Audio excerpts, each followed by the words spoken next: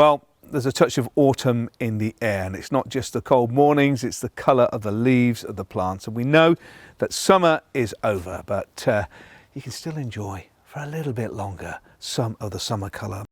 But before I begin, it would be great, please, if you could give this video a thumbs up and share it with your friends and family. And also subscribe to my channel for loads of other great videos.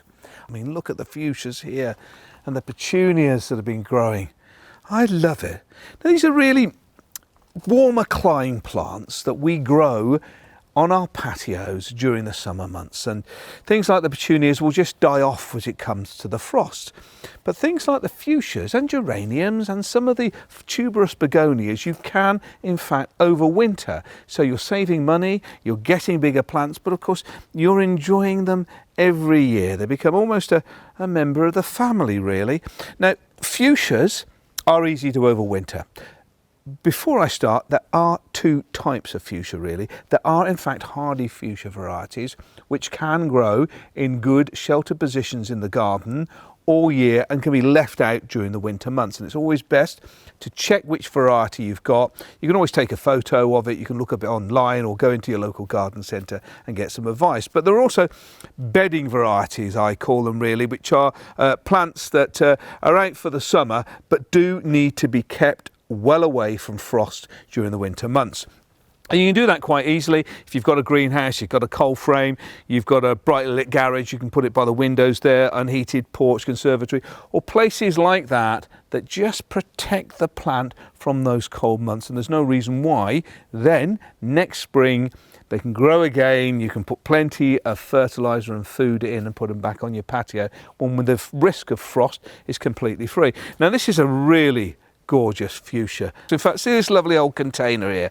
This plastic container I bought over 30 years ago, and every year it's had more and more colour.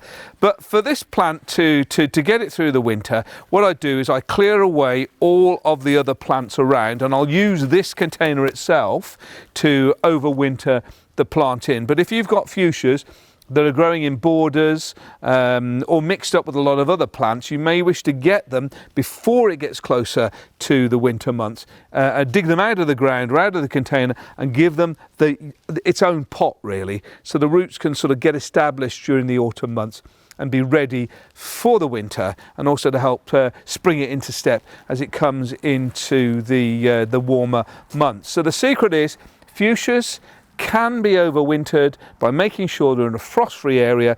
Make sure that they're watered regularly during the winter months, just in case there's a spurt of growth. You don't want them to dry out and just become a dry husk, but you want to keep them away from heat sources as well. Don't just bring them inside the house and put them by a radiator.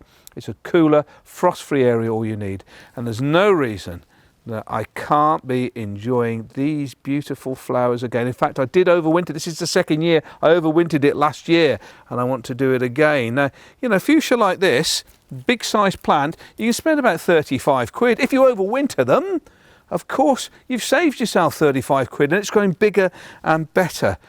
But I just like the flowers on this one. So if you've got a fuchsia at home that you've had on a patio container, save yourself some money, grow bigger plants next year, and just give it a little bit of frost-free protection. If you like this video, please give it a thumbs up and share. And for more great information, visit my website, daviddomoney.com.